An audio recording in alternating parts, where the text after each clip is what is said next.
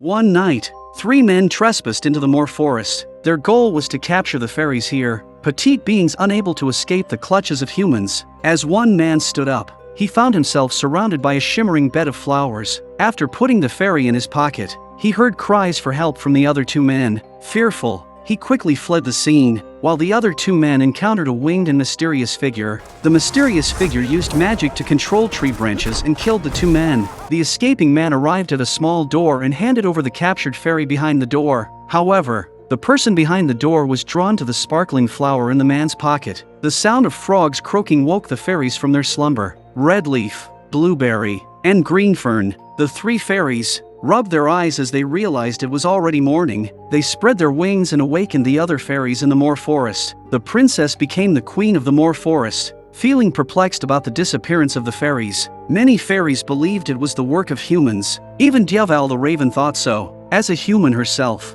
the princess held goodwill towards her kind. The three fairies, Red Leaf, Blueberry, and Green Fern, rushed over and took the crown from the princess's head. Flying towards a distant willow tree, the princess saw Prince Philip waiting under the tree's shade. This time, the prince had come to propose to the princess. When he knelt down and presented a sparkling ring, the princess excitedly nodded. The fairies cheered and rejoiced, offering their blessings to the couple. Dyaval reported this good news to Maleficent. However, Maleficent was not pleased. Past events had made her lose trust in humans. The king was thrilled about his son's successful proposal. Tired of war, he decided to lay down his weapons and end the conflict. If the marriage between the prince and princess could bring peace between humans and the magical realm, it would be a victory. The queen's face showed a sinister smile as she invited the princess to a dinner. She also invited the princess's godmother, Maleficent. The queen's request seemed reasonable, so the prince reluctantly agreed. However, the prince still had concerns.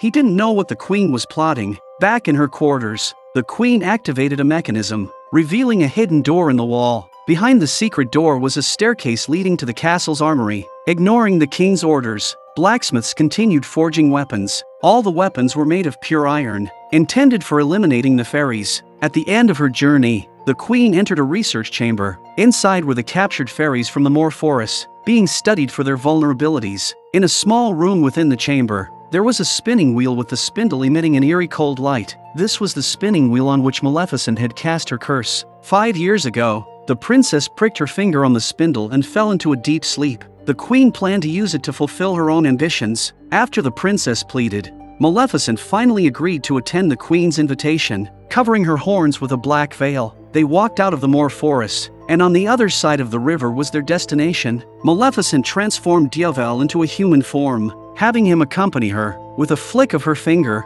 tree roots emerged from the ground, forming a bridge over the river. Maleficent held the princess's hand as they walked towards the central castle of the kingdom. Upon entering the castle, everyone exchanged greetings before taking their seats. Servants placed napkins and served the first course, a stewed bird. Maleficent glanced at Dyaval but didn't touch the iron cutlery. Iron cutlery could burn fairies. The princess quickly explained to the king and queen, who ordered the cutlery to be removed. The queen deliberately brought up the princess's family matters. As soon as King Stephen's death was mentioned, Maleficent's face darkened. The queen desired war, and Maleficent was ready to confront her. One side accused humans of killing the king of the magical realm. The other side accused humans of capturing the magical realm's fairies. Neither side was willing to back down. The king scolded the queen, while the princess pleaded with her godmother to restrain herself. Thinking about the princess living with the queen in the future tortured Maleficent's heart with jealousy and anger. She revealed her horns,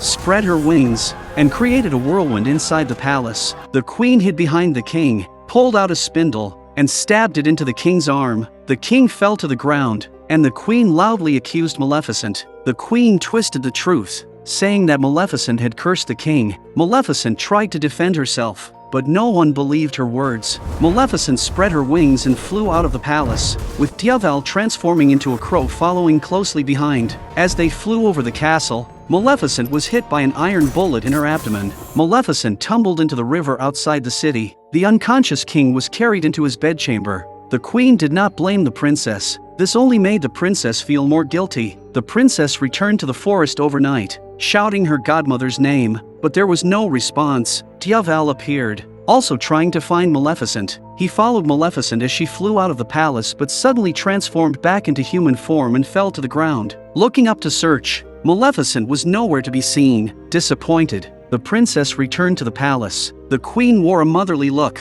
convincing the princess that this was her true home. An invitation was sent from the palace, inviting all the fairies to attend the wedding of the princess and the prince. Living in the palace, the princess shed the clothes woven by the fairies and adorned herself in magnificent attire, enjoying sumptuous dishes.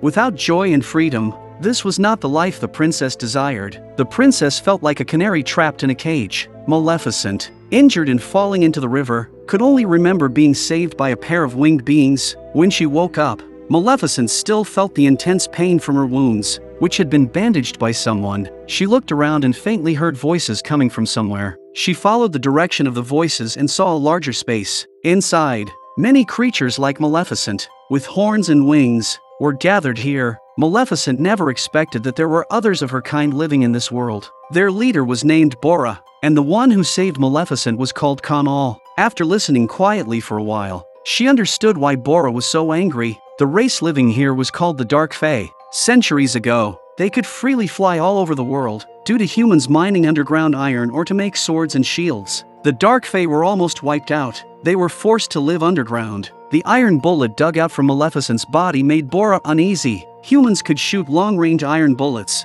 depriving the Dark Fae of their advantage. Conall, one of the few leaders among the Dark Fae, believed that humans were unbeatable and the only way to survive was to seek peaceful coexistence. However, Bora disagreed, believing that human strength would become history because the Dark Fae had obtained new weapons. Bora pointed towards Maleficent standing at the entrance of the cave. Maleficent possessed magical powers that no other Dark Fae had. Her eyes were filled with confusion. Conall spread his wings and led Maleficent deeper into the underground cave. There, a giant phoenix skeleton lay, and the Dark Fae originated from it. After millions of years of evolution, Maleficent was the last descendant of the phoenix. Her blood flowed with the essence of the phoenix, giving her the power to control life and death, destruction and rebirth. However, nature's greatest power is transformation itself. In the agony of raising the princess, Maleficent found love. Removing her inner anger and pain, she played a crucial role in helping the Dark Fae and humans reconcile. Bora received news that the prince and princess would have their wedding in 3 days. The fairies would gather at the palace, providing a perfect opportunity to kill the king, queen,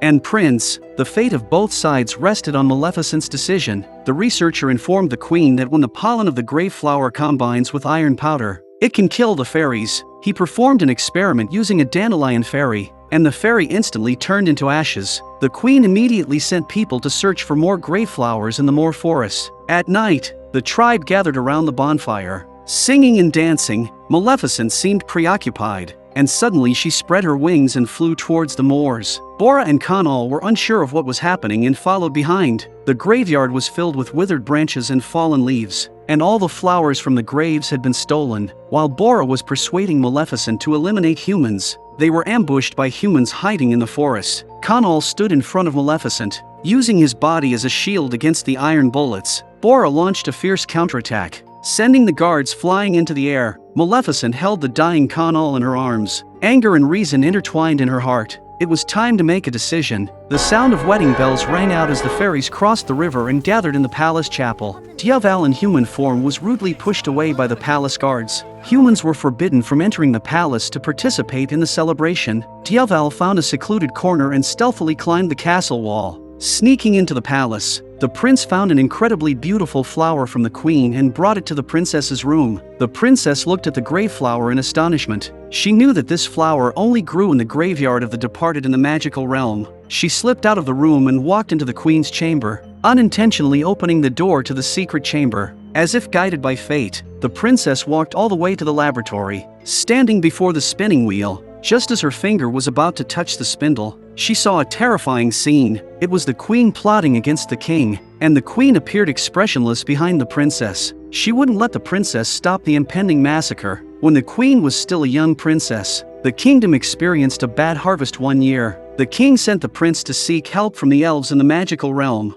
but he never returned or sent any word. Since then, the queen swore to eradicate the magical realm. The queen's kingdom fell, and she was exiled and forced to marry the current king. The queen ordered her men to send the princess back to her room and guard her closely. while the princess felt anxious in her heart. The fairies inside the chapel were still unaware of the impending danger. Quick-witted, the princess tore the bedsheet and hung it down from the balcony. The guards outside heard the commotion and opened the door to check, but the princess, who was hiding behind the door, ran out of the room and locked the door behind her. She rushed towards the prince's room, and the prince looked at her strangely as she burst into the room. Indeed, on the king's arm, the princess found the exact same wound, in size, shape, and pattern, as the scar on her finger. The prince believed the princess's words and allowed her to go save the fairies in the church. The prince went to find his mother and tried to persuade her to stop. The princess rushed towards the church, together with Diaval, attempting to move the iron horses blocking the door. The iron horses were too heavy, and they couldn't move them with their strength alone. The sky darkened as the dark fae launched an attack on the castle.